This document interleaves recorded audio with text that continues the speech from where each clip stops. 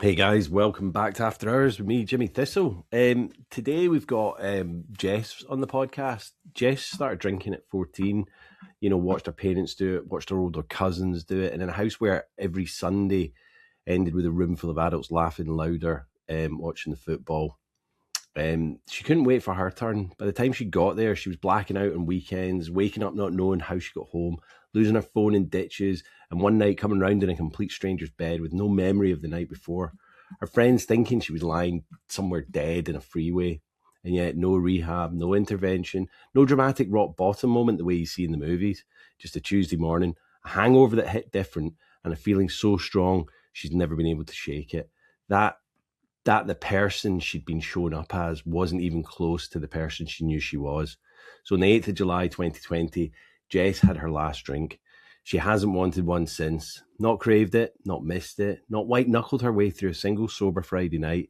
Because here's the thing Jess figured out that most people in recovery never get told. The alcohol was never the problem. It was just the painkiller she kept reaching for, so she didn't have to feel everything she hadn't dealt with yet. So today we're getting into it all. Growing up with two high-functioning addicts for parents, being undiagnosed neurodivergent in a school system that didn't see her, the car accident at 16, the years of numbing, and how she finally walked away from it all. Not by quitting drinking, but by falling so in love with who she was becoming that there was simply no room for it anymore. This one's going to hit. So stick around and listen for the similarities and not the differences, guys.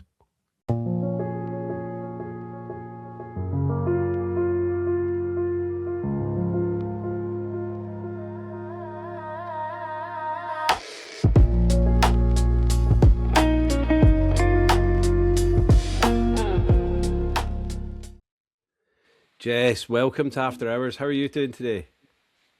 I am great. How are you? Yeah, I'm good. I'm good. Tell the listeners where you're at. I mean, I've been getting a lot of normally I get people from the UK and this, that, and the other, but I've been splashing out. I've been getting a lot of people from across the other side of the pond. So where are you today? I am in Carlsbad, California, so North County, San Diego, Nice. sunny San Diego. Well, I mean, yeah, it's sunny, sunny, sunny. That's what we're missing here. We don't have any of it at the moment, so please send some our way. Yeah, Jess, there you go. thank you, thank you. Well, I mean, I've got my beanie cap on for the people that are not yet watching us. They need to start watching on YouTube rather than just listening. But yeah, we tell us your story. Tell us where you grew up. Did you grow up in California, and how was your childhood? I did grow up in California. I actually grew up in San Diego, a little bit south of where I live now.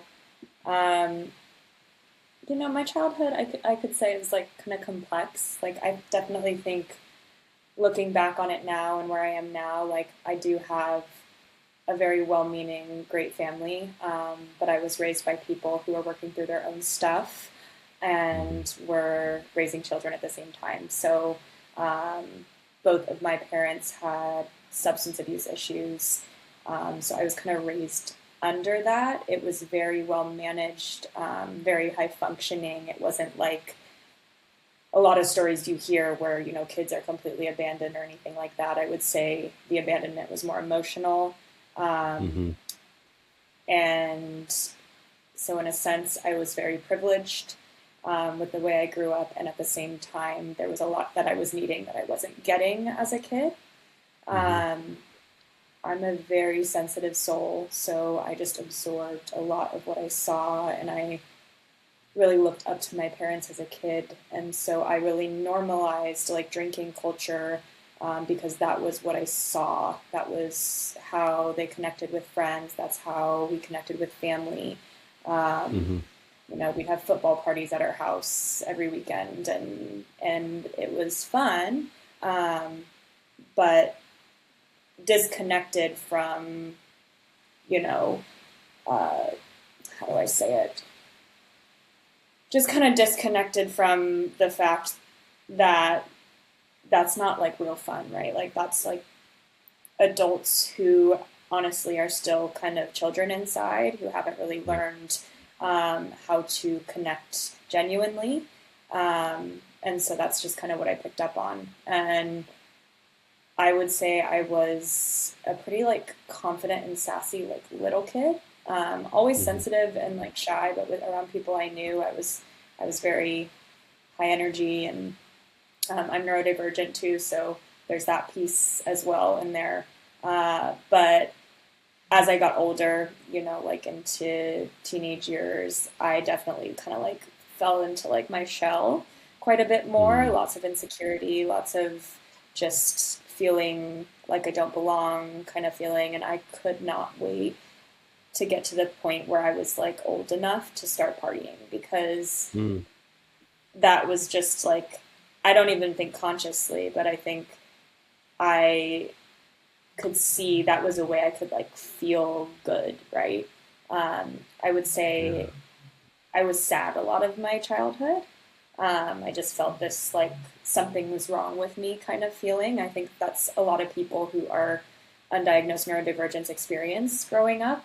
Um, but yeah, I couldn't wait for something to make me feel better, and Yeah. seeing, Do you my older family and siblings have fun in that way. I just couldn't wait to get there.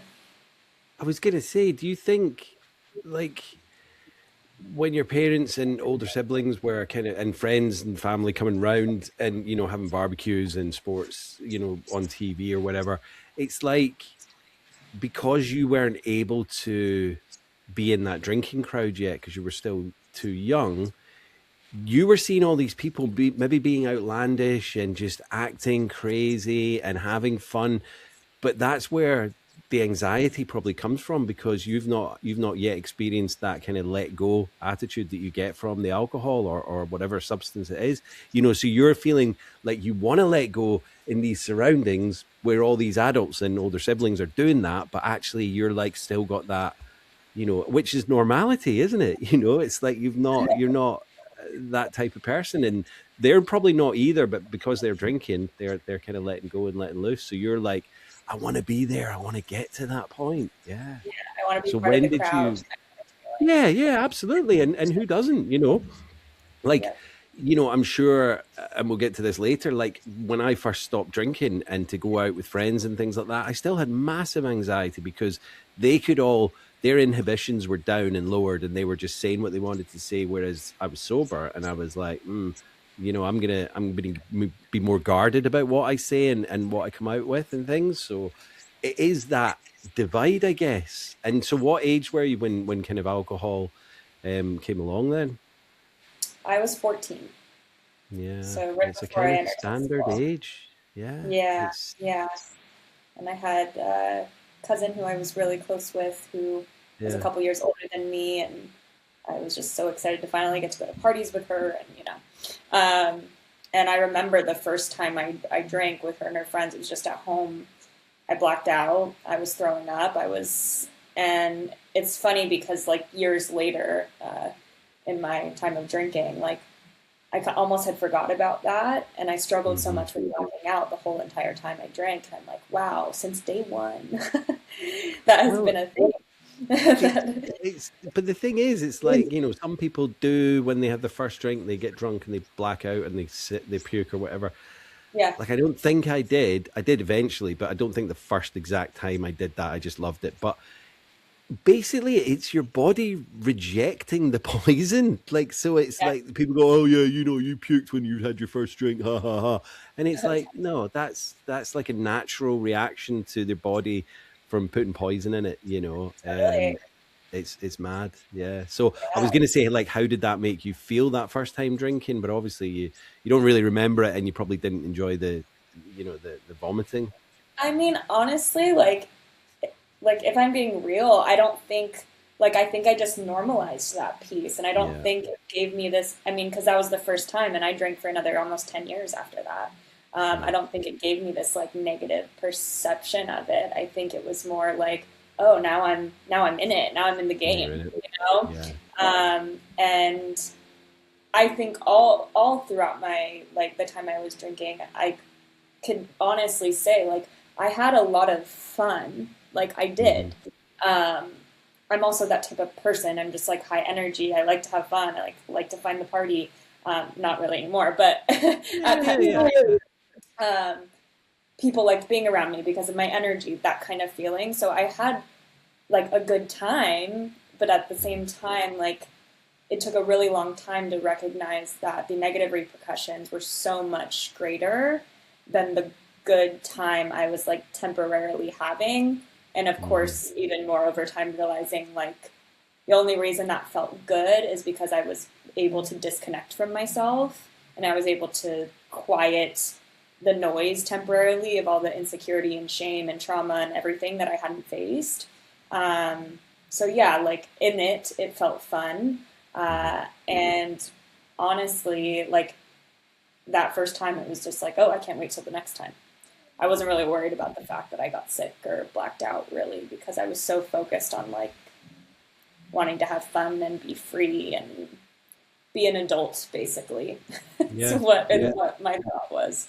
That kind of glamorous persona that you know, the adults and the normalized behavior that you've learned from, you know, seeing the adults do it. And so how did your kind of schooling go? You know, did you do well at school? And then I wouldn't say I did that well. I was always the person everyone cheated off of, but I didn't get good grades. So well, they were highly getting bad intelligent, grades but as well. yeah, I mean, I was also undiagnosed neurodivergent. So like the way that I work, the way that I'm able, like I needed a lot more support than I got. My parents were very like hands off when it came to school. So like I was responsible for making sure I did my homework, my projects, all that stuff. When looking back, I can see what I really needed was someone to be a little bit of a helicopter parent in that way and like make sure I did it, make sure I understood it, all of that. And I didn't have that. So I was a huge procrastinator. I never studied for anything until the last minute. And so like I would do really well on tests, but I would never do my homework, things like that. So, and I missed a ton of school. Like I missed probably like 30 to 40% of days, particularly in like high school. But yeah, Wow. because And I so was struggling. yeah, because you weren't Yeah. enjoying it, and it was like, well, you know, yeah, and I Yeah. suppose the support might have helped you kind of steer you in the right direction, and then yeah, but I suppose weekends were just for drinking. It wasn't like affecting your schoolwork that way at all, was it? Or, you know, was it later on that Um, it kind of I mean, I think inevitably, like, you know, if you're blacking out like once or twice a week, like it's gonna feed into your weekdays and your energy and your focus and yeah, all of that. So I think, and I also think I was not focused on school. I was really focused on like social life and like yeah, boys and having fun. And that was, I had entered a new school in my sophomore year of high school, and it was just this really exciting new experience that I had never had before. Um, so at the time, I was just like so like attention driven, basically. And I got in a pretty bad car accident my junior year of high school, and I think that also just kind of like it rocked my life in a good way in the sense of like super grateful I'm alive and walking and all yeah. of that. But I think it also just sent me on like a deeper numbing path that was all that's necessary in order for me to be where I am right now. So like I don't regret the fact that I went so deep into it because I know now I'm here to help people who are in that same space. But yeah, I think yeah, the car accident it took me out of my schoolwork. It took me like it was just a really big like shake up for me. So Sure. yeah. I mean, it sounds horrific, and that kind of traumatic experience. At what were you? What 16, 17, or a little bit? Yeah, 16. yeah. So it's, you know, it's a young age to be in something that could have ended, you know, devastatingly bad. So yeah, there's no question that that's going to have an effect on you. And did you go straight into work, or did you go to college after school, or like after high Um, school? I went I went to college. I for my first semester I went to University of Alabama, even though I didn't really want to go there. A friend wanted to go there with me, and then I got in and she didn't. So I already had it planned, so I just went. Totally, the South is not my vibe. It was Yeah, a on fun your own as experience. well. Yeah. Yeah, yeah. It was a cool experience.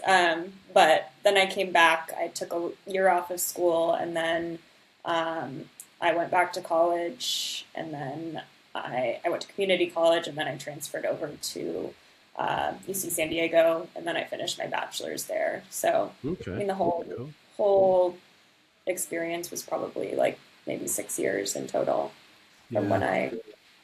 And how was your drinking at college?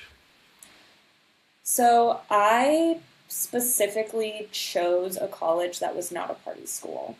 Okay. Um, I lived with, this was actually like 10 years ago. I moved into this house that I'm in now. Hmm. Um, I lived with partiers and I already had my set of friends. So I went to a school. UC San Diego is a very like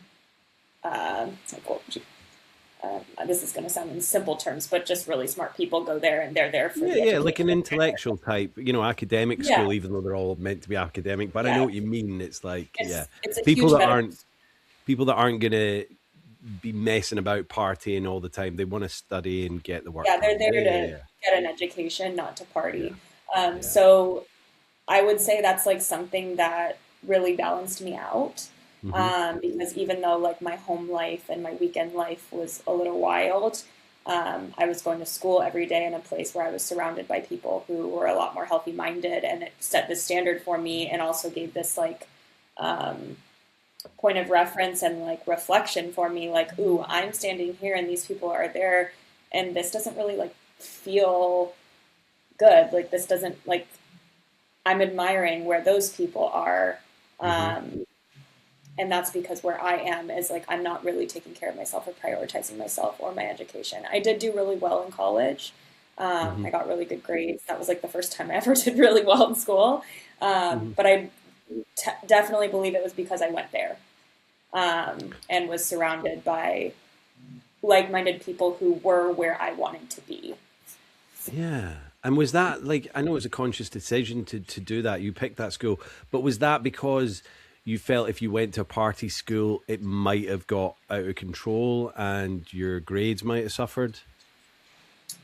Um, I think I subconsciously knew that. I honestly Mm. didn't really apply to party schools.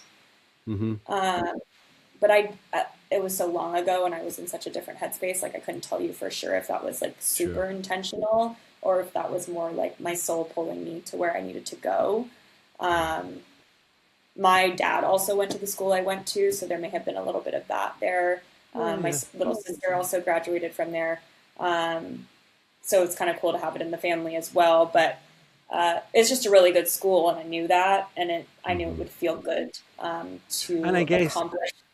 yeah, and I guess like there's, obviously going to a school where people are very academic wise and hardworking, Yeah, you're going to brush off on that. So it's a very smart move. So yeah, yeah. yeah, And yeah. It what was did good. you do? What did you graduate as? I studied sociology, so basically Cool. studying how people work. Yeah. Yeah, yeah. Well, I mean, it's ideal. It's ideal for us. So, what was life like after university? Did you get a job in your field, and then No, so I didn't no? go to school for a job. I would say like I studied sociology because I actually really loved it, and I Yeah, was yeah. just so fascinated to like understand how people work within society. Hmm. And I've always been that way, and I still am to this day. Like I'm just always studying people. I was a waitress throughout most of my college years, Hmm. and I worked at a really great restaurant. So I stayed there, I think, actually not too long after I graduated. I think I quit right when I graduated. Um, and then I took some time off, and I think that's when COVID hit. Was Yeah, I did that right after COVID hit. So Right, right. um, I did a lot of like personal assistant work. I nannied. Hmm. Um, I kind of bounced around from thing to thing, but it was when did I get sober? In 2020. I graduated college in 2021. So after I got sober, it was like, and this is something I talk about a lot. It's like, like just getting sober isn't going to change your life. Like that's not going to be what like heals everything and makes everything better. So I was like really faced with the reality, like, oh shit, like I have a lot of work to do. And I think I was in a lot of burnout. I was just kind of coming back online from so many years of numbing and hurting my body and abandoning myself. And that's just, I think, a lot to process. And even, it's almost 6 years now and I'm still processing some of that. Yeah. Well, yeah, I mean, when did it, like, what do you think your habits became like? Because obviously you were working and still partying at the weekends and things. Like, how did your habits of drinking, was it just a weekend thing or did it become through the week? It usually had been only the weekends up until probably like the last like year or two. I mean, I think it was really like when I turned 21. So I got sober when I was 23. So I had like two years of legal drinking. And I think when I turned 21, it opened up the doors. I could go to the liquor store and go to the beach with the beer or hard kombucha or something. And it became this very like casual thing. I wasn't someone who was like, getting drunk at home on my own. Like that wasn't what felt good to me. Yeah, it was a lot more of a social thing, and then also just like this addition to my life, right? Like going to the beach, or even like I would always have, I shouldn't say always, but towards the end, I would often have like a drink in my car while I was like driving to places or things like that. I wouldn't say I was like chemically dependent on it so much to where I had to like detox or anything when I stopped, even though I did drink a lot. But it was more of the dependency on the escape or the giving me confidence or making me a little bit more fun or easygoing or whatever, there's lots of, I mean, that's that kind of, it confuses us and lulls us into that sense that we need it to have a good time, and then it becomes pretty quickly that tool that we use because we're like, oh my god, I'm going to the beach, I'm going to a barbecue, or I'm going to go and see some of my best friends, but I don't know how to interact with them without having at least one or two drinks. And it's like, so you don't have to be rock bottom. It just is like, well, are you able to function without it? Like I was a functioning alcoholic. I don't call myself that anymore, but I was like until I wasn't, because it ended badly. But like if you cannot function without the alcohol, that's the opposite. That's not a functioning alcoholic. That's someone that can't function with life, Yeah, totally. And it's like if you're going out, and I was the same as well when I was younger, like if I'm going out with my best friends who know my deepest, darkest secrets, but I can't basically sit and have a conversation with them without having a drink, it's like, what, how has this happened? Do you know what I mean? I should be able to go out and have coffee or a cup of tea and just talk about everything, which, now I realize I can do that and it's the best thing in the world. But back then it was like, no, we need, and they were all doing it as well. That's the thing. So it's scary. Yeah. Totally. So like, when did it stop being fun, do you think? When did you start realizing that this is something I maybe need to remedy? I would say, just like trying to think of the timeline. I think like within the last like year of my drinking, like I would say I drank like about like 9 years straight, like pretty heavily and consistently. But yeah, the last year of it, I remember, and I do believe two things.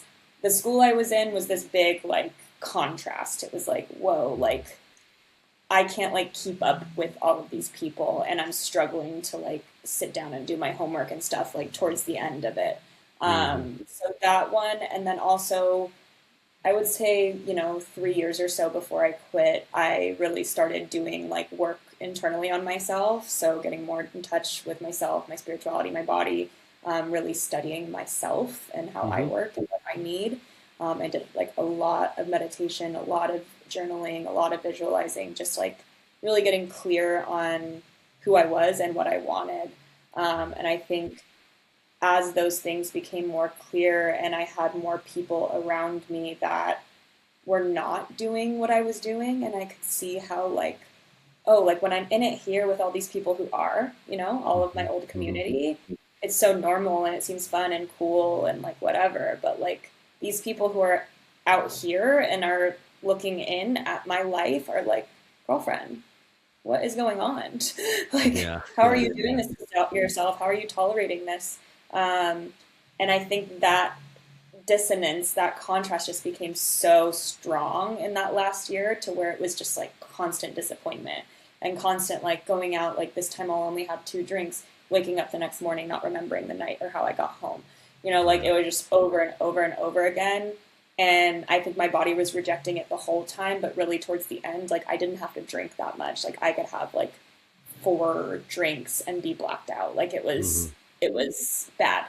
And just doing things that I knew I wouldn't do if I was sober, saying things, being with people I would never be with if I was sober. And like looking back, like now, like my boyfriend now, like he knows my story, but he didn't know me then. And he's like, it's so crazy to think that's how you were then, because you are like so conservative, like you're so, you know. And I'm like, I know. I used to always say it while I was in it, like, yeah, like I would never be sleeping with these people or doing these crazy things like if I was sober. And then I just always cannot stick to a limit, and then I'm defeated. So yeah, long story short, the last year. No, we love that. I mean, my wife, you know, she's never known me as a drinker, and that's just, you know, she's like, sometimes when she hears the stories, or, you know, I did the podcast with her at Christmas so I could get my story out, and we sat and she's like, after, she's like, I just, you know, she's not saying I hate hearing the stories, but she's like, it just doesn't compute that this is the same person that would do these things, and then this is you now. And it's like, it's simple. It's the alcohol, you know. It's not, this isn't who, you know, if you see some, like, say, old drunk on a park bench with a bottle and a brown paper bag, and he's maybe shouting abuse or whatever, it's not him. That's the alcohol that's doing that. I'm sure he's a really sweet guy under all that, but it's like, you know, he just has to get out. It's mad. You know, I'm not saying you were obviously as bad as that, but No, I get it though. I know crazy. I get Yeah. And this is the other thing, like, so many people out there that think that they're, you know, moderating or just having a bit of a laugh and a party with it, but it changes their character, you know, it does. And it's like, this is like, some people think they're really funny and all the rest of it, and when they're in it, like, the other people around them think they're really funny as well. But if you're standing on the sidelines sober as a judge, you're like, you're not that funny at all, you know. But you were a nice person earlier when you were sober, and now, I'm not saying you're a horrible person, but you've changed, and it's like there's a but now definite I'm like change a little there. yeah, like I'm a little turned off. Yeah, exactly. And I'm like, I had someone, go ahead. I was just going to say, give me the sober person any day, you know. Like, even we're talking like couple of drinks in, you can tell, and I'm like, yeah, it's time for me to go, kind of thing, you know. I say that all the time. It's like someone can have one and it's different for me. Like I just feel the shift. I'm so attuned to that energy of people, and I think also that's because I grew up in it too, so it's like I'm very hyper vigilant of it. But yeah, I had someone reach out to me recently and was like, one of my friends like doesn't ever want to come to my parties. He's been sober for like 17 years. He never wants to come to my parties because he thinks like he doesn't like hanging out with drunk people. And I'm like, yeah, because like once you get sober, you realize, and like with no judgment or, you know, I don't mean harm by saying this, but like drunk people are actually like annoying. Like it's not enjoyable to be around. There's this like immaturity, this lack of awareness, this lack of boundaries. And I really do believe it's like someone who's choosing to get sober is really holding themselves to a high standard. And when you are holding yourself to a high standard and you're around people who aren't, there's just not resonance there. Yeah. You don't feel attracted and want to be in that presence because they're disconnected and you're not. So yeah. It's a weird one because like I do go to parties and events and things like that, but I don't fully enjoy them. I do leave earlier. I don't go to as many as I used to now because I'm just like, you know what, people stop listening to you after a while. I'd rather go out and have a coffee with a few good mates and just sit and get really into the conversation, really deep, and set the worlds to right and all that kind of stuff. Whereas, you know, they're just waiting for you to stop talking so that they can tell you something that's completely unrelated to what you've just said. And it's like, you know, but they haven't actually listened to you. And I'm not saying everyone's like that, but it is that whole disconnect. And I think like a lot of people might think, oh my God, we're drinking around him, he's going to be triggered. I am so far from being triggered by alcohol now. It's unbelievable. Like I literally said my goodbyes a long time ago, and I'm not being triggered by it. It's just I don't want to be around drunk people because they're boring, man. Like they call us boring. It's like really, they're the bores. And like to all my drinking friends, I do apologize. I'm not calling you boring. I'm just saying I'd rather speak to you when you're sober. But that's Totally. There's a different level of depth. Yeah. Oh, absolutely. Yeah. Yeah. How long Well, have you been sober again? 5.5 years now. Awesome. Same. Oh yeah. So what's your sober date? We'll get to how you get sober in a bit. But yeah, what's your sober date? It's July 8th, 2020. 2020. So you just beat me by, I was 19th of August, 2020. Oh, nice. Yeah. Cool. So we both got sober in the summer of COVID, which is unbelievable. Like I had, who was I talking to? Ashley Howard, and she was just saying like how in awe she was of people that got sober during COVID, especially that first summer when it was like it was beautiful weather for you all the time, but over here we were locked down. That was horrific. The sunshine was just, everybody was having a good time, and it was a lot of people, their drinking ramped up in that time. Yeah, totally. Yeah, it did for the first like 5 months for me, and then I had to be with myself too much, and that was the kicker. Well, I was when the UK went into the first lockdown, I was over there, and I went into rehab. 3 days later, we went into lockdown. So I was in a rehab facility when lockdown happened, which was just absolute madness. Yeah. It was a crazy time. But I came out of there, relapsed, and then relapsed, and it was just a horrible beginning part of the summer. And then I think about July, I moved over here, and then went out a couple of times, and then eventually I got my last detox. And wow, you just got your 2,000 days as well. I did. Yeah. Nice. Was that like when you went into treatment, right when COVID happened, was that the first time you like really tried to commit to it, or?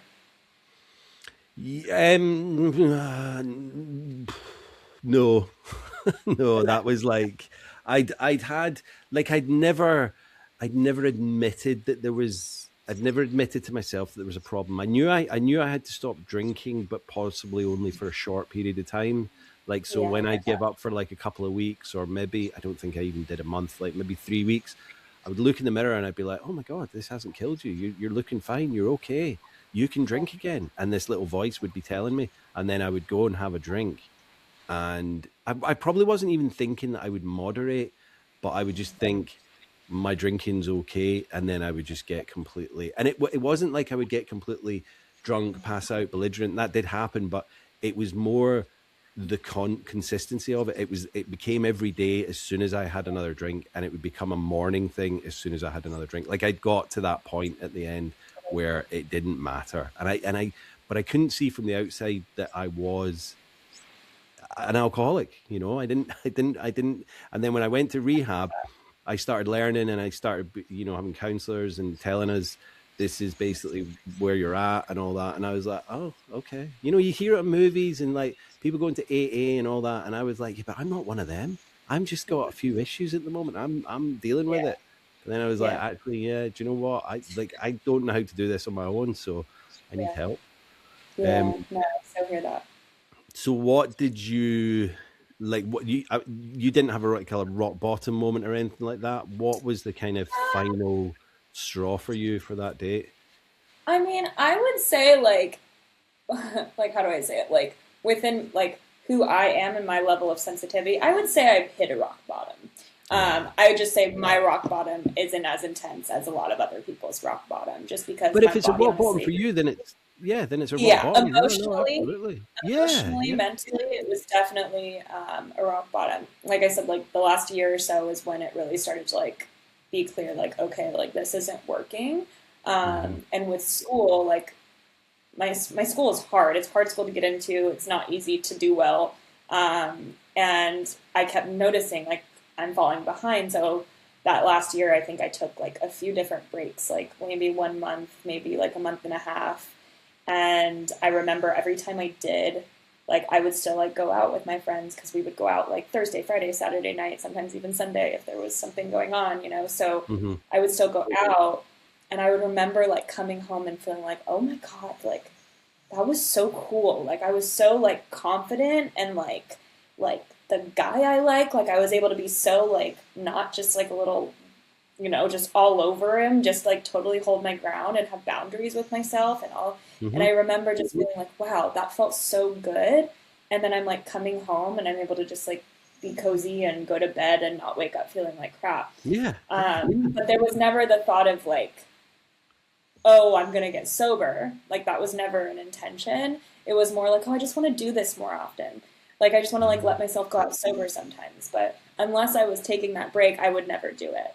Like I Yeah. just couldn't. Like it was like that's so much less fun, even though I knew, in a sense, like it was actually more fun when I did, Mm-hmm. and more rewarding. And but yeah, so I took a few breaks that last year, and I remember when I went back after the last one. I think this was I'm trying to remember. I think it was when I had to take a medical leave from school because I was so depressed. And I was drinking a ton. I had like a rock bottom night where I lost my phone. It was literally like in a ditch in like this party town in my school, like in the middle, like right off a freeway. My friends thought I was like lying in a ditch because that Find My iPhone was there. Yeah, yeah, I sure. was, yeah, I was in some stranger's bed, had no idea who he was or how I got there. No phone, trying to figure out how to get picked up, and it was just like such a low. And I remember I went to my mom's and I just was like, I have to do something. Like I can't, like I need help. I need to do something. But for me, like there was this, like I said, I had been doing a lot of like internal work on myself and kind of getting clear on how that stuff works. And Mm-hmm. there was just this deep knowing of like it's not about the alcohol for me. Like for some people it is, like they have like a legitimate chemical dependency on there, but like Mm-hmm. Mm-hmm. I could not drink and be fine, right? Like Yeah. I would go out sober and I would enjoy it so much. So it wasn't like I Enjoy it needed more. it. Yeah, totally. Yeah. So I was like, I knew it wasn't about the alcohol. And so part of me was like, okay, I could go into like rehab, into treatment, but my therapist at the time, and I don't even know if I was seeing her at the time, but like within that last year or so, she would consistently talk about this place called Rogers Behavioral Health, which is a pretty well known behavioral health center in the United States. Mm-hmm. Um, and they've been very successful with helping people with depression, anxiety, OCD. Um, and so I just kind of thought about that, and I was like, you know, I kind of want to look into that and see, because I do know like the reason that I want to drink so much is because I'm depressed, I'm anxious, I'm, you know, it's not because I love alcohol. Like I don't Mm-hmm. actually love alcohol. Um, and my body definitely doesn't love it. It's like a means to So an end, isn't it? Because, yeah, I was the same, and it's like what came first, like my depression or the alcoholism, but like they both go hand in hand. It's like, the totally. more you feed the depression with alcohol, the more your depression builds. And, Hmm. people don't really see that. Like I went to the doctors and it was like, it was just the start of 2020. And I went in at 11 a.m. because I wasn't working, and I must have been stinking of booze. And the doctor just gave me pills and said, "Right, see you later." And it was like they don't tell you that the pills don't work if you're still drinking. And I was drinking like a bottle of vodka a day, and it was like, but as soon as I stopped drinking, I took the pills religiously, like, and then when I got sober, the pills actually started working. But then I was like, well, hang on, am I like I felt good and I felt happy, and I was like, but am I happy because of the pills or happy because I'm not drinking anymore? And slowly, I came off the pills, and yeah, you know what? I'm all right. I'm happy. Yeah, That's amazing. That's something it's a lot of it's people will never do or have a really hard time yeah, doing. So I celebrate yeah. you for that. Thank you. Yeah, I was on like ADHD medication Hmm. starting since I was like 19. Made my anxiety just excruciating, and it was almost like I didn't even realize that was why. But same thing mixed, like so high strung from the ADHD medication. Um, and then it's like, oh, well, let me drink and like lower that, right? And so it was Yeah, like this yeah. balancing out all the time. Um, but yeah, I also I'm very natural, like I'm very holistic, so I don't like to take prescription medications if I don't have to. And I kind of always felt that's like, okay, like even though, yeah, like these kind of help me like get stuff done or whatever, have energy, focus, I also know it's like, once again, just like the alcohol, like the trade-off isn't worth it for me because I feel like shit. So yeah, I decided that I wanted to go into treatment for my depression and anxiety. I also like picked my skin really bad, especially during that time, and I thought that was like an OCD thing or something like that. And so I went into that treatment. I remember I checked in December 31st of 2019. So I spent my first New Year's Eve. I went out to like this whole big party thing, and it was sober, and I was like, whoa, but it was really fun. I had a really good time. And I kind of did that intentionally. Like I liked that I was starting not on New Year's, but like the day before kind of thing. I've actually done that throughout my life with different things of like, don't try to like set this like certain special date or whatever, just like do it, because there's almost so I did that. It was 2.5 months long. It absolutely like transformed my social anxiety, my general anxiety. We didn't really work on my depression, but I think that was more fueled by the anxiety because I just felt so much better, and I had to be completely sober. So like I couldn't even have like CBD, like nothing like that. So I was fully just present. And I remember driving there every day because I'd be there for like 6 hours a day. I would be listening to a book. I was listening to Finding Ultra by Rich Roll. I don't know if you've ever heard of him, but I've heard of it. I haven't read it, but yeah, super good book. And I just remember feeling like, wow, like I'm like absorbing this, and I'm like so into it, and I just like. And it was this experience I'd like never had before. It almost felt like maybe since I was a little kid reading a book, you know, and I just wanted to keep listening to it, and it was so good. And I just remember that feeling very vividly of the drive there. But I lasted that 2.5 months like completely sober. That was the longest I'd ever gone without alcohol. And I remember being like, okay, well, you know, like I think I'm like good to like drink again, because I didn't go there to get sober, right? Like I went there and I'm like, oh yeah, well maybe if I healed all these things, you know, then I can drink and I'll be fine. But I very quickly like fell back into it. I remember I went to a music festival with my roommate, and it was fun. Like I said, I always had fun, but it was also like, I think it was the weekend or the week after the music festival was when everything shut down. So it was like the last big thing that happened. And then everything shut down. And then, you know, for me, with my job, I didn't have to work and I was just getting paid. So I was just at home, which I would say one part of that was the biggest blessing for me, because that was the first time my nervous system just got to be still. And I actually got to like sit with myself and like really like be with everything. I would say that was like one of the most pivotal moments of my life for me, like that period of time, because I think I had been going for so long and feeling so stressed. And it was like this, I know a lot of people would resent me for saying this, but it's just like, it was like this gift from God of like, you can like just be still for a little bit. And yeah, so that was really beautiful. But at the same time, being with myself while I'm also drinking a lot, and we're like, you know, my house was the house where people would come and we would all hang out, and it was just this constant thing. And I, you know, so that lasted because that was in March, so that lasted for 5 months. And I honestly just had an evening like where I had a friend, coworker, who really looked up to me, and like she really struggled with drinking too, and she would always call me her role model and all of that. And I knew she would go out drinking with me, so I asked her to go out drinking with me. It was a Tuesday night to go Taco Tuesday, and she met up with me, and I don't even remember. I remember having like 2 or 3 drinks, and then don't remember anything. Lost my phone. Didn't remember getting home. She drove me home drunk. I let her do that. Like, and it was just this whole morning of like such this intense like I can never feel like this again. Like it was so strong. Like it was so, and it wasn't about the alcohol. It was just like, I can't pretend I'm like this one person and then be showing up as this person, because this person is like so out of integrity and so out of alignment with who I am truly and who I know I like want to become. So yeah, like that was July 8th, 2020, and I've not looked back since. I've never wanted it again, never craved it. Yeah, pretty cool. Amazing. Well done, Jess. I mean, that's the thing. So you just had like what they call, I think, spontaneous sobriety.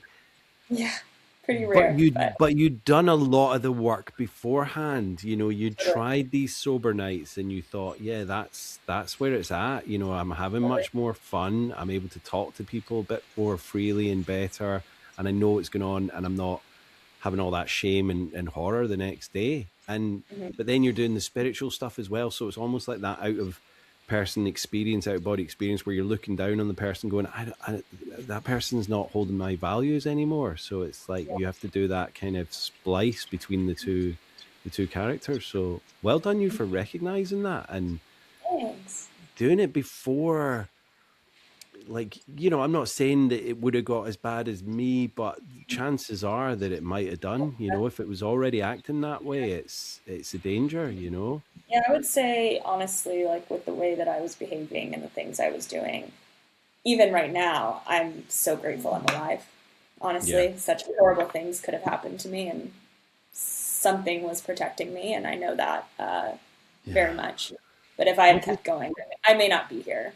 just that time when you're So, saying that your phone was at the side of the road in a ditch and you were woke up in a yeah, stranger's house, and it's like, you know, I'm sure he was a nice guy, but he might not have been. You know, that's the yeah, danger. And it's like, yeah, you know, it happens unfortunately too often that people are in bars, and I know people are putting things in their drinks, but you know what? It's like if somebody put something in your drink when you were kind of stone cold sober, you would notice it much more quicker than if you were inebriated, you know. And I'm not saying that, you know, people shouldn't drink because of that. I'm just saying like no, yeah, it's a danger, you know, and you're putting yourself in a vulnerable position um when you're already in a vulnerable position, you know, and no, that's the scary totally, part. yeah.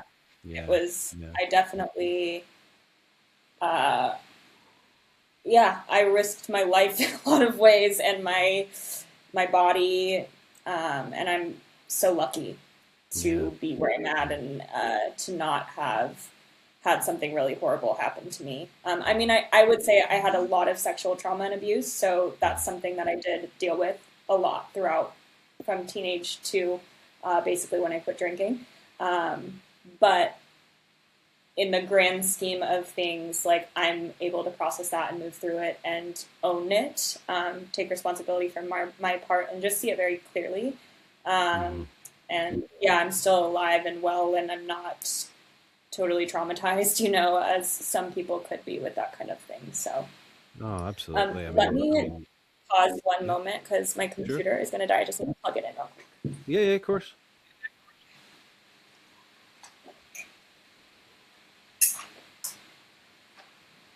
I should have done that beforehand, but No, no, it's good. I was on with a guy the other week, and he was doing it off his phone, and we got to the end. We're nearly finished, and he said I've got 1% on my phone, and I was like, Jesus, we're gonna have to do the quick fire last little questions.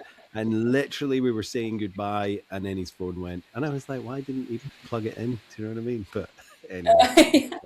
Like he was like, interesting. I've got 1%, as if to say there's no power in the house, you know, this is Yeah. the last 1% we've got, and then it's gone. So yeah. Sometimes our brains Um, are a little slower, maybe, well, to yeah, get to that. exactly. So who do you think you were without alcohol? Like, who do I think I became kind of without Yeah, alcohol? like do you think that alcohol is such a huge part of your life that then you became someone different, or you know, Totally. did you yeah, yeah. Yeah. I mean, when I was drinking, I had such low standards for myself, no Mm, boundaries, mm, took what I could get kind of thing in all areas of my life. Um, and I just feel like now like, how do I articulate it? Like, I've just like reclaimed my power. Yeah. I see things very clearly. I have very high standards, maybe to my detriment sometimes. But I just know what I want. I know what I can tolerate, and I'm so sensitive. And now that I'm not numbing that part, I'm way more sensitive. And so I just honor that. And I have a very small circle. I am very close with my family.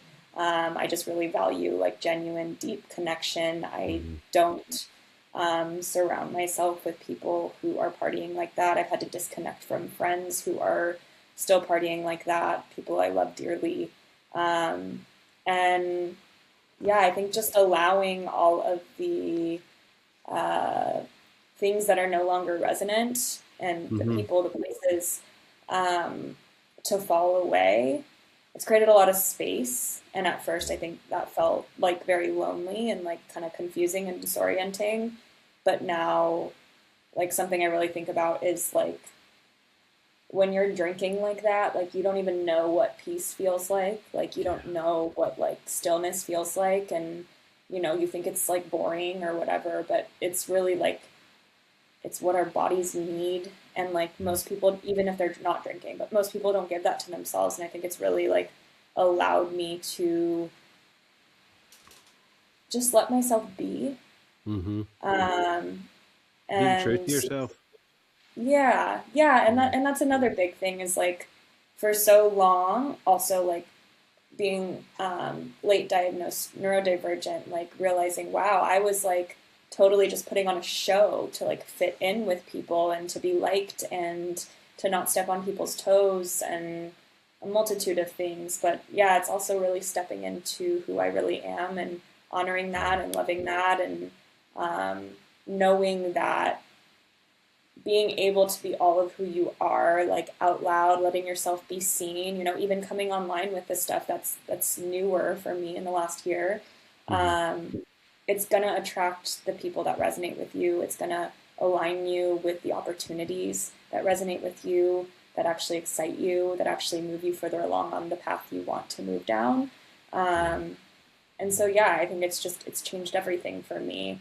It's just allowed me to see the parts of myself that I was avoiding and I was numbing and I was disconnecting from and that I was scared of even, and just love each and every one of those as time goes on and nurture it and realize that, yeah, like there was nothing wrong with me. There's just, I am a certain way and I'm different and I'm not for everyone. I'm not. None of us are. It's embracing that. And I think, like, going back to what you were saying, like, when I got sober, it was like, I got myself a little cottage in the hills over here. And, like, I just I became a hermit almost for, like, the first year. Like, I was seeing people from the meetings because I went to meetings and I was doing that, seeing my family. So I did have a social life. But, like, I got rid of my TV and I just enjoyed the space and the time that I had learning who I was again, that quietness, because sometimes I wouldn't even have music on. I certainly didn't have like a TV on or anything like that. I'd just sit and read a book and just be with myself. Do you know what I mean? And that, like, I think a lot of people, drinkers or non-drinkers, are so guilty because we have so many distractions, like, yeah, my phone was there, but I'd come off of social media right at the beginning. And even then, like, I didn't have people messaging me all the time, so I could just put my phone down and just leave it for, hours at a time. And it was just nice to do that. But I think we live in a society where there's so many distractions, whether it be TV, your phone is constantly pinging. And even if it's not, you're picking it up and you're scrolling and you're doing this and you're doing that. And it's like, no, just stop all that and just be, and learn who you are. Because I think for me, a lot of my drinking stemmed from, like you were saying earlier, the noise in my head. And that was a distraction. That was to get rid of that noise because I was scared of what thoughts were going through my head. We're not talking like dark, nefarious thoughts. It was just a constant buzz and a constant noise. Chatter. And yeah. And then once you learn that that's okay, because that's you, it's like, once you learn to love that, it's like, okay, this is actually all right. It takes a while. Like, it doesn't happen overnight. But I think we're all guilty of just constantly like feeding that beast that wants the noise there, and we're like, I want to shut that out, you know. Yeah. It's You stop scary, but judging it. yeah, absolutely. So how did you start getting into what you're doing now? Because you do like one-to-ones, and you've got the podcast as well, so yeah, tell us a bit about Yeah. that. Yeah, so I started doing this work probably about 7 or 8 months ago now. Mm-hmm. That's a guess. So I also own a professional organizing business, so I do that part time as well. So I do both. Cool. I'm kind of transferring over to this because this is, though I love that, this is more like my heart and like passion, Yeah. and I feel like where I can truly be of service to people. Um, I started the podcast just about the same time. It's called Sexier Sober. It actually Mm-hmm. started with a different name until I found out it was trademarked, so that was a sad to transition it. But Yeah. it's still, I love it. I enjoy dropping in that way. I think it's a cool way to just speak and share what you want to share, and it doesn't have to be Mm-hmm. in a caption or a talking head video or something like that. It feels a little more intimate. I Mm-hmm. know like Mm-hmm. some of my favorite podcasts, it's like really cool because you kind of like really get to know the person and you feel really connected to the person, especially if you resonate with them. And yeah, I do one-on-ones. I do a 6-month container, or sorry, excuse me, 3-month container, um, where basically we just work on identities and belief systems and really getting clear on the vision you want for your life. There's a no alcohol commitment in there, and it's just this container to be safely led into who you really are and to Mm-hmm. really commit to that version of you.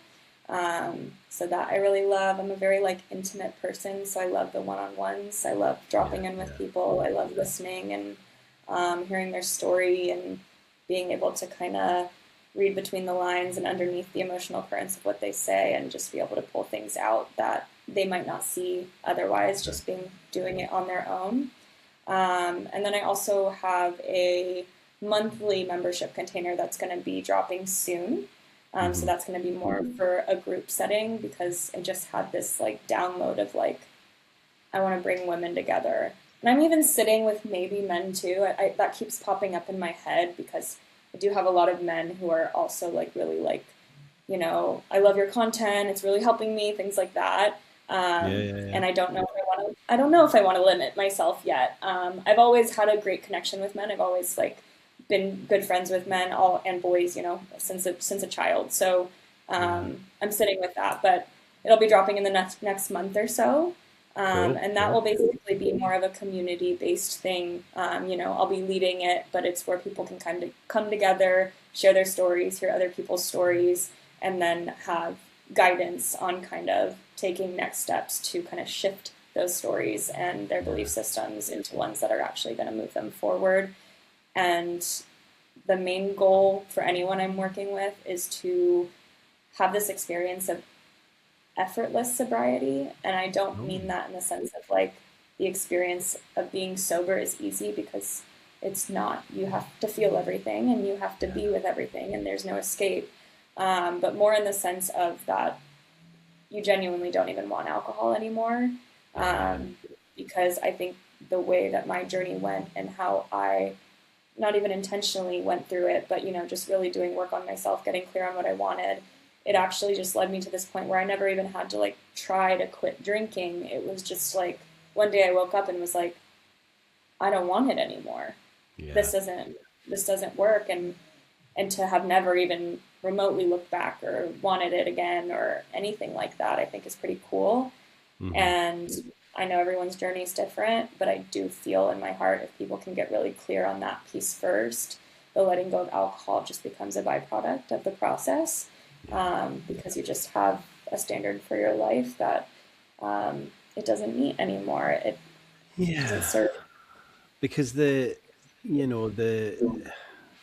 like obviously I was physically dependent, but once that's out your system, it takes like 4 or 5 days, it's gone. Then it's the mental obsession, but you can Yeah. change that, you can rewire that. And the thing is, like when I was going to NAAA and all of these, like there's some old timers there that were like, you could tell they're still struggling. They still want a drink, but they're going to their meetings because Yeah. that's what keeps them sober. And I'm like, no, you need to be working on the bit that is still hankering after that drink, because you know your life is better without it. So why are you Yeah. still? And it does take time. Like, it didn't happen for me until maybe about a year or two in. But once it happened, I was like, and it probably happened earlier, but I hadn't clocked it yet because I was still doing the meetings. But then I was like, you know what? I'm Yeah. like, I'm not actually bothered about it anymore. Like, I'll walk down the booze aisle, I'll walk into a pub. I don't go to pubs because, you know what, there's nothing for me in there. But like, I could go in and people could like put whiskey or vodka under my nose. It's I'm not gonna be bothered by that. I'm not triggered by it. But I think what you're doing is amazing, because it's getting people to that part earlier, because Yeah. people just can go through their life and go, yeah, I'm sober, I've been sober 20 years, and it's like, but are you actually sober? Are you actually still not triggered by alcohol?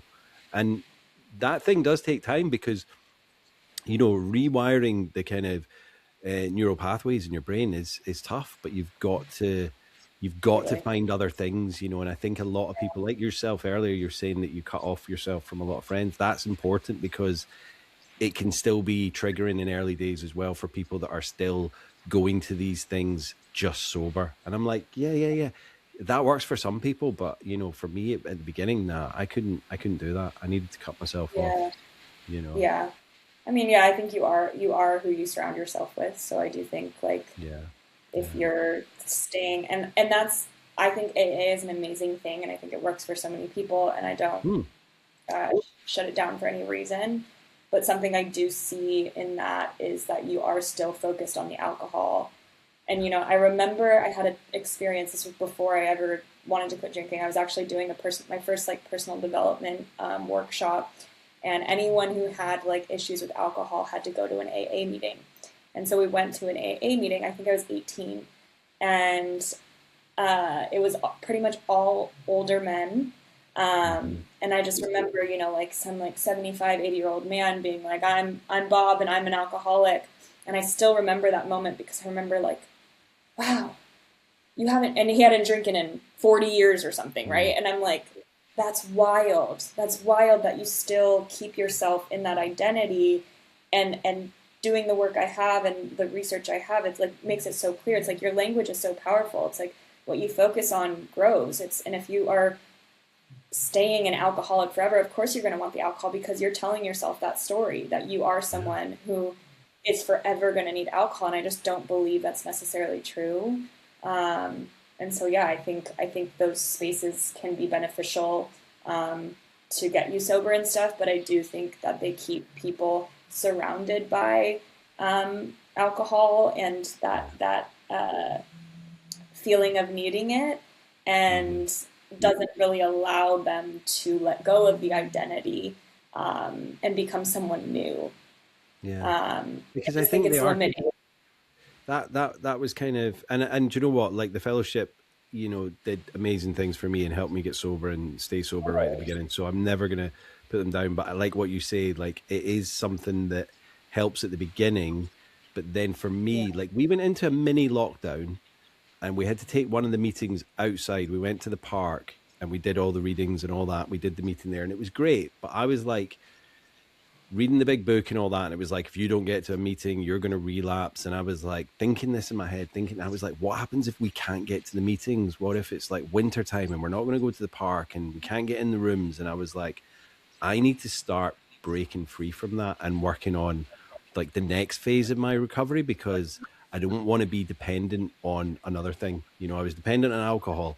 Now am I going to be dependent on meetings? And that's like, and I know not everyone is like that, and they love the meetings and it's community and it's social and all that. But for me, I was like, I don't want to be dependent on it. I need to start building my own recovery.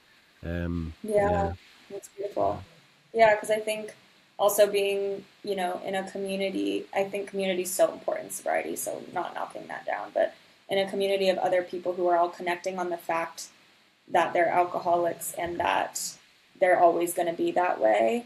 It's yeah, almost like in the same way as like quitting drinking. It's almost like weird to be like, well, I don't think I'm going to be this way forever. Like yeah, you almost aren't right. So it's like you kind of either you stay in it and you keep telling yourself that story and telling everyone that story, or you choose to move forward from it and move on from it and decide that you get to be a whole new person, and that doesn't have any hold on you. So I think that's really beautiful that you made that decision for yourself. Yeah, thank you. It was just, yeah, it allows for a lot of growth. I needed to, like, I know I'm pretty much 100%. If I went out and had a drink tomorrow, it wouldn't take long before I was back to where I was. And that's the neural pathways. They're still always going to be there, but all I need to not do is not drink. And, you know, and that's pretty easy at this point, you know, like I know there's going to be trauma in my life and this, that, and the other, but like I've said, you know, like, God forbid anything, God forbid everything happens to, you know, family or anything like that. I'm not going to, you know, disrespect their memory by turning back to the booze, because what's it going to do? It's not going to change anything, and it's not going to make anything better, you know? Yeah, it's like at this point, your body, not just your mind, but your body is so clear that like that is not going to help the situation. Like it will not help. Like I think they said that that's what killed Amy Winehouse, because she'd had such a long time sober. I think she'd done like at least 3 months, maybe longer. And then she had a relapse and she went back to it as hard as she did before. Like we're talking a bottle of vodka. And then she just got alcoholic poisoning and it killed her. And it's like, you know, it's so sad that your brain tells you that you need to drink what you used to drink. It's like, if I had a low alcohol beer tonight, I would be shit faced, you know, because I've like not had the same with you. We've not had drinking 5.5 years. It's absolute madness. So, Jess, what surprised you most about sober life? I would say one of the biggest like surprises was like, well, like starting with the expectation, like, oh, well, if I get sober, like everything's just gonna magically be better. And I think it was like, oh wait, stop, holy shit. Nothing is better really, other than the fact that I'm not hungover and like feeling like shit. But it's like everything that I've been avoiding, everything that I've been numbing, everything that I've been scared of and like pretending wasn't there and suppressing, all has just like come alive and come online, and I don't have anywhere to go. Like I have to be with it. I have to face it. And like, I think that's one of the most beautiful parts of sobriety, because that's where you actually heal. That's where you actually get to grow and move forward. And people will literally keep drinking for the rest of their life so that they never have to face that.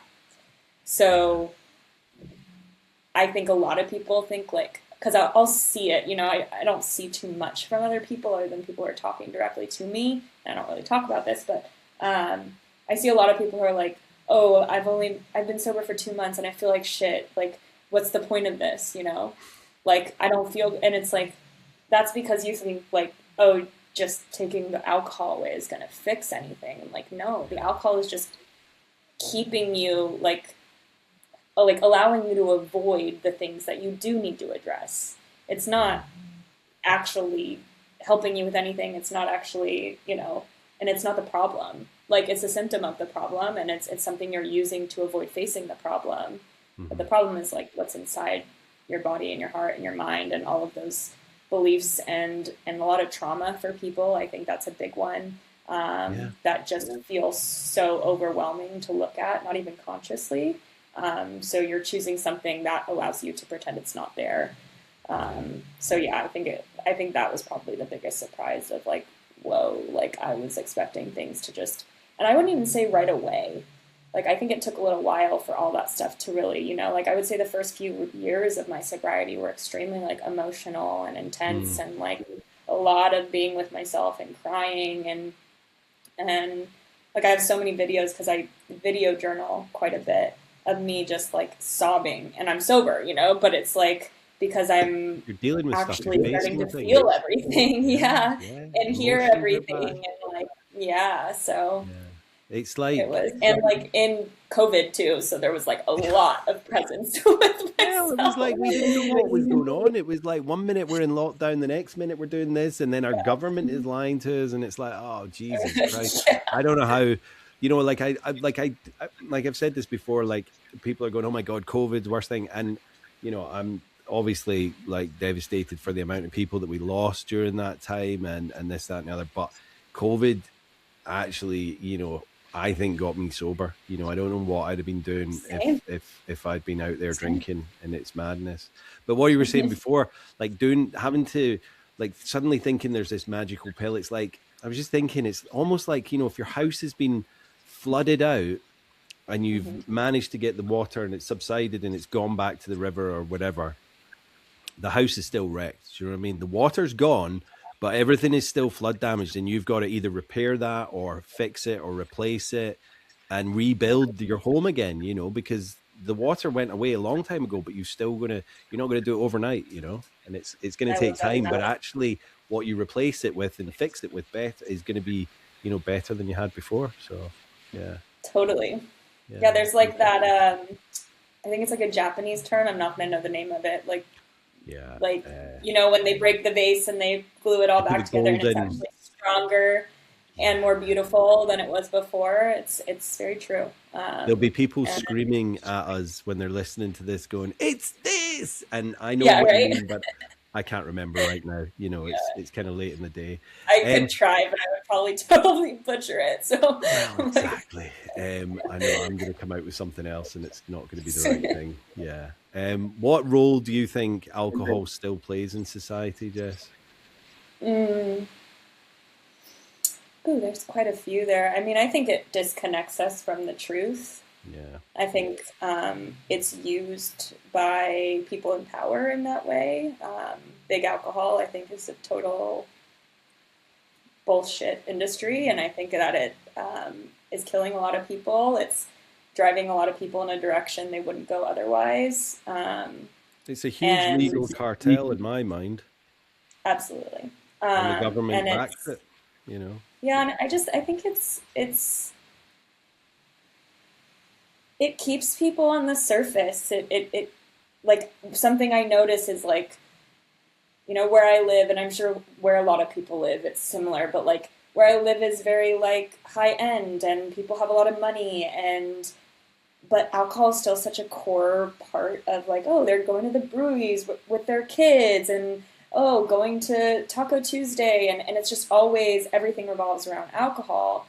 Mhm. And something I think of is like, gosh, like I've been here my whole life, San Diego, and here specifically the last 10 years, and I think I can't wait because like I definitely feel drawn to go travel and live somewhere else outside of this country.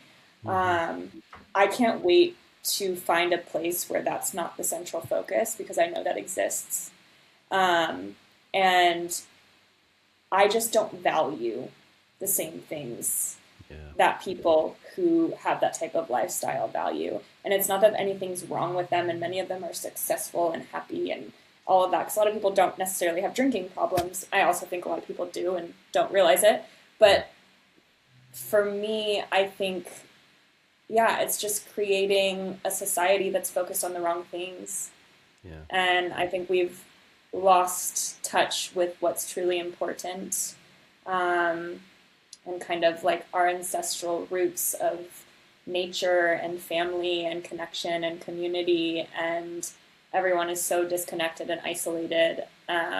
It's really sad. So yeah, I look forward to hopefully landing somewhere where that's a little bit different. I would say don't come to the UK. I mean, I don't Yeah. actually live in the UK. I live in the Isle of Man. There's a big drinking culture here as well, but the UK's got a Yeah. massive drinking culture. It's just, Yeah. and I I think think a lot of Europe. most European cities do. It's like, you know, obviously there are places where you can go and it's not, but like every little village, you know, over here in the UK, the central point of the village is a pub. You know, it's Yeah. like Yeah. this Yeah. is like their social hub, and it's quite scary. But you know, where do you go? Do you go really far, kind of east, and you know, I don't know. Yeah, It's I mean, crazy.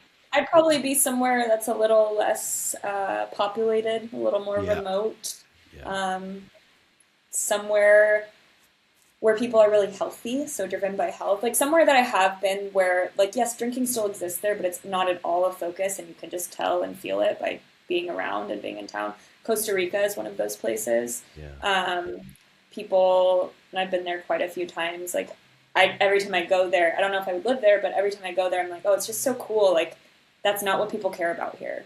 People care about like their health and like taking care of their bodies and like understanding the land and natural foods and natural health and all of that. And so I do think those places exist. They're a lot more rare. Of course. Well, there's little communities. A friend of mine that was on the podcast, Amy Devine, she lives down in Peru actually, and she does breath work, and she's living in like a little community. Now there is pot smokers and things like that in the community, but actually, you know, there's no, like, there are other places in Peru where there's these little communities and there is drug problems in there because people are bringing meth and things like that. But where hers is, like, there are a few dope smokers, but that's it, you know, and it's just like, I'm not saying, I don't think the entire village is sober.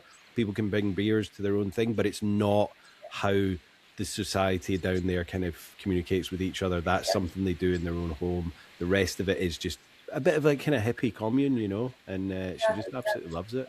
But I think, you know, they shut everything like that down in the 60s. You know, I know there was a lot of drugs involved in that, but people were trying to get back to nature. They were trying to kind of expand their minds and things like that. And the governments were just like, let's shut this shit down because we don't want it. We want people to be numb, stupid, and not rising up because we're about to do some really heinous stuff. Look what they're doing at the moment. Like, I know we're not going to here to talk about politics, but I think keeping society drunk and numb is really good for them. But also what's coming out now is people's anger, because alcohol, let's be honest, it's an angry drug, and people are just picking sides at the moment, and the divide is becoming wider, and people are just getting angrier and angrier with each other. And I think alcohol is fueling it, you know, because what are people doing if they're not happy and they're not, you know, fulfilled in their life, and they're like angry at what's going on? They're just going home and they're getting the booze in, you know, because it's a need. I think alcohol is like definitely one of the most dangerous drugs. And like when you mentioned pot smoking, like,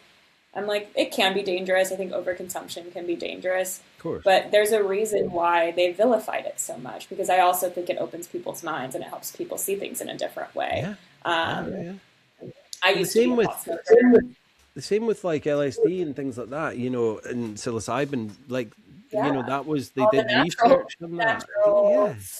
Things that help you see. and they're using that to combat, like, you know, anxiety, depression, all these types of things, you know. I'm not sure I fancy tripping out again, but you know, I know that other people are using it to kind of help it. And I think these are, I've like microdosed a little mushrooms, and like just a microdose, I'm like, this doesn't feel like a microdose.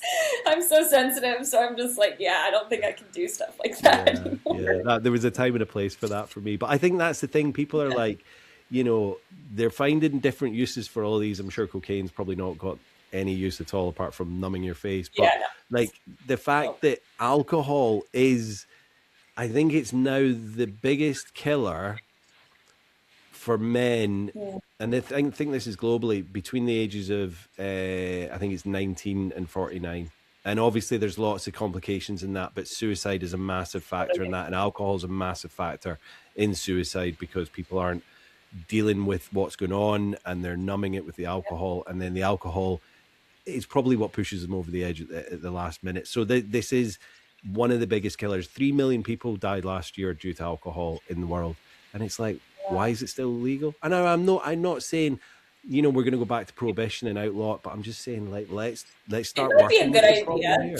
Well, I wouldn't be against it. Do you know what I mean? It's not going to bother me in my life, but I know there's going to be massive uproar about that. But it's like, you know what? Like, people are still allowed to smoke and they're still allowed to drink, and those are the two biggest killers. It's bad. Yeah, I think there's an agenda with it, and I think people are waking up to it a little more now. Like, I think it's so cool. Like when we got sober, it wasn't really like trendy. Like, it wasn't like people were like, "Woo, so cool." It's kind of like, "Oh, interesting." Like, I kind of wish I could do that, but like, nah. But now it's like a movement, you know, and it's people are really waking up to why people. It's not just to be like better than other people or just to be healthier. It's like, there's a whole reason that they want us to drink, and they push it so hard. And when you wake up to that and see that, you can like actually remove yourself from being in the matrix in that way. Honestly, that's exactly the word I use, because it's like taking the blue pill, I think, or the red pill in the matrix. And now it's like my eyes are wide open, and it's like, you know, I used to say, oh, it's going to go the same way as smoking. So maybe like 10, 15 years. Nah, man, it's going to be 5 years. Because I was thinking today, 5 years' time, well, not even 5 years' time, 4 years' time, we're going to be in 2030. That's scary enough in itself. But like, I think it's going to be that soon a time, because when we got sober in 2020 to now, the community's grown. They're now saying that Gen Z doesn't really drink at all.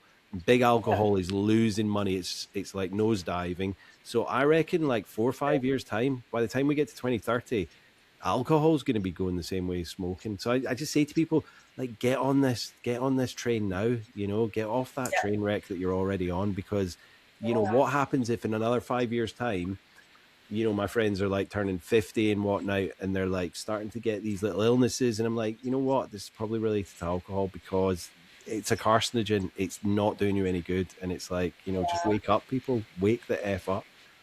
Yeah, and like the longer you wait, the louder your body's gonna speak.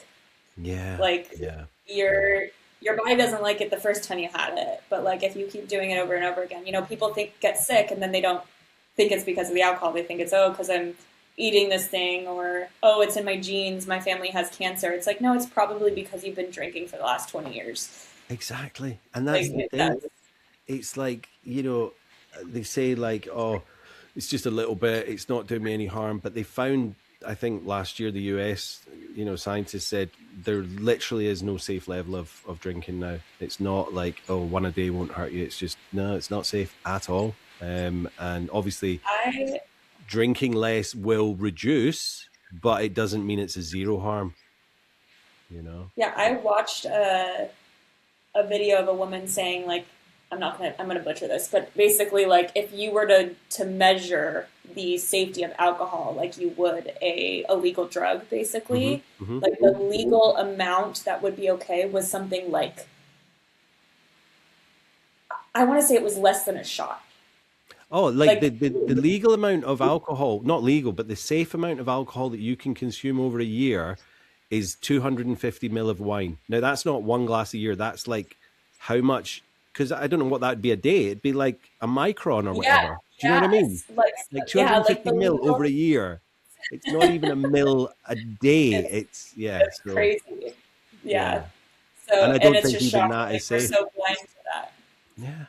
It's we're so taught otherwise, and that's because it's incorporated in everything, like media, movies, TV. Like, it's just the fun way to connect, and that's it. So. And you know what? It's been so ingrained in our society since medieval times that, like, it's not going to change overnight. But I think once it's starting to this juggernaut of like sobriety, like alcohol-free stuff, I don't touch it anymore. Because I'm like, well, it's still the alcohol company. It's still big alcohol. They're cashing in on your sobriety. Drink other stuff. Yeah, I'll drink, like, if it's like a healthy mocktail that's like good for your body. Like, I like those kinds of things. But like, I don't have the drive to. I remember recently I went to an event and they were like, oh, do you want to try this NA whiskey? And I was like, sure, like, I'll try it. And I tried it. I'm like, this tastes like whiskey. I'm like, why would I want to drink this? It's so interesting. I never drink it for the taste. I guess some people do, but no. But I drank vodka for the effect, and and I like. There's one thing I won't try is the NA vodka, because I'm like, that might just take me straight back. Triggering. And, I mean, I don't think it would, but like, I didn't like the taste of vodka. I mean, I drank it straight, but I didn't like the taste of it. So why would I want to drink? Yeah, and I just think, like, why do you want that? Well, just have yourself like a Pepsi or a kombucha or a mocktail, something that's fruity and fizzy. And then people say, oh, yeah, but there's antioxidants in the wine that's good for you. And I'm like, no, it's not. It's the grapes that's got the antioxidant, and you're killing that with the alcohol that's in it. The ethanol isn't at all good for you. Yeah, it's fascinating, the stories that we will tell to justify. Well, what the kind of governments have been telling us for years, but I know we're borderline conspiracy theory here, but it's not conspiracy; it's just the truth, isn't it? So, Jess, one piece of advice for someone at day one. At day one, don't focus on the alcohol. Nice. I like it. Focus on who you want to become. And even ask yourself, is it aligned with who I'm becoming? I know your answer is going to be no. So just really get clear on the vision for who you want to become. Devote yourself entirely to that vision, like full on, no other option. The desire for alcohol will fall away. I promise. I promise. I love it. I love it. Yeah. Hard, fast promise. It's because it's true. It's true. You know, if you do the work. One habit that keeps you steady. Ooh, there's so many of those. I would say meditation, daily meditation and prayer. Yeah, like it. A podcast, film, or a book about recovery or hope? Ooh, I don't know if I've had any. Like, I don't know if I've really listened to too many about recovery specifically. Okay. You need to start listening to mine now. Lots of personal. Yeah, I feel like maybe because my journey is a little different, and I didn't need like that kind of guidance in that way.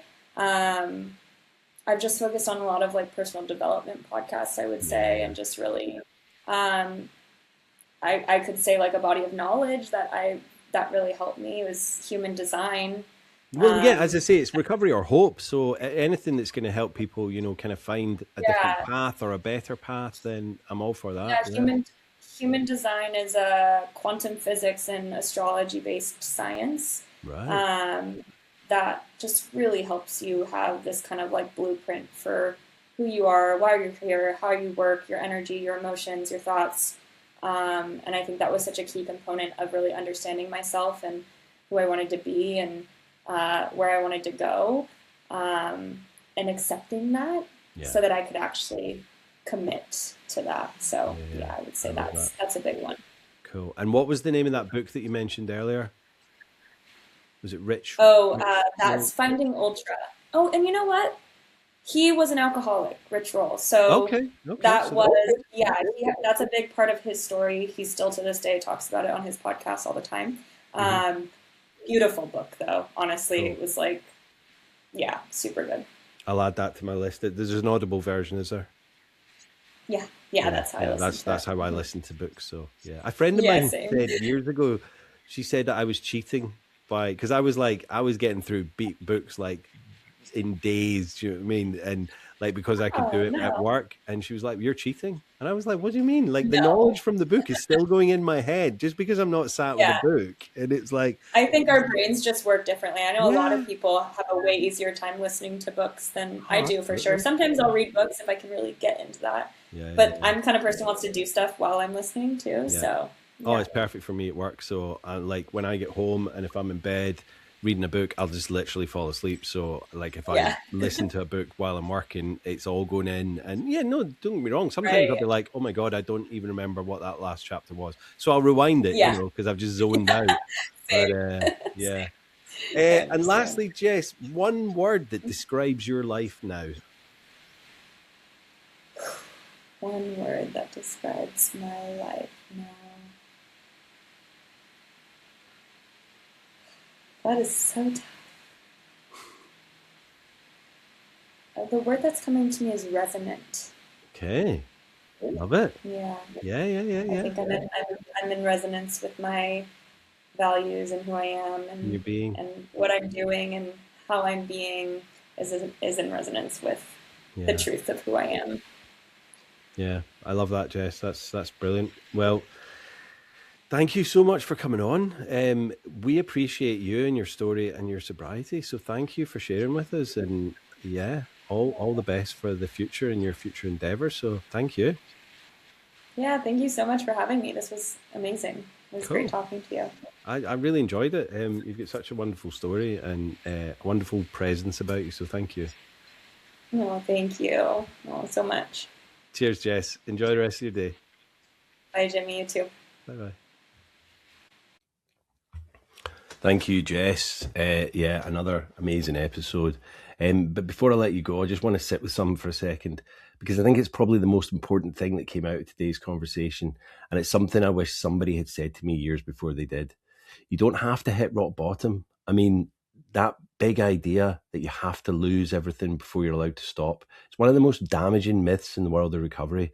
And I genuinely believe it keeps people drinking for years longer than they need to, because here's what happens. You're not sleeping in a doorway. You're not losing your job. You're not getting arrested. You're functioning. You're showing up. You're paying your bills and making people laugh and holding it together just enough that nobody's staging an intervention. And so you tell yourself, well, it's not that bad. I'm not one of them. I'll sort it out when it gets worse. And that voice will keep moving the goalpost as long as you let it. Jess wasn't at rock bottom, not in the traditional sense. Neither was I, not for a long time. But we were both somewhere we didn't belong. We were both showing up as a version of ourselves that we didn't recognize anymore. We were both numbing something we hadn't yet found the courage to face. And we were both slowly, quietly handing over the best parts of ourselves to something that was never giving anything back. That's the rock bottom nobody talks about. It's not always a dramatic crash. Sometimes it's a Tuesday morning, just a Tuesday morning, a hangover that feels heavier than usual, a moment in the mirror where something in you goes, this isn't it. This isn't who I am. This isn't the life I'm supposed to be living. And the terrifying, beautiful thing is that moment is enough. You don't need anything worse to happen. You don't need to earn your sobriety with suffering. You just need that one moment of clarity. And then you need to choose to honor it. So if you're listening to this right now and something in today's episode landed, don't wait. Don't tell yourself you'll sort it when it gets bad enough, because it will get bad enough. It always does.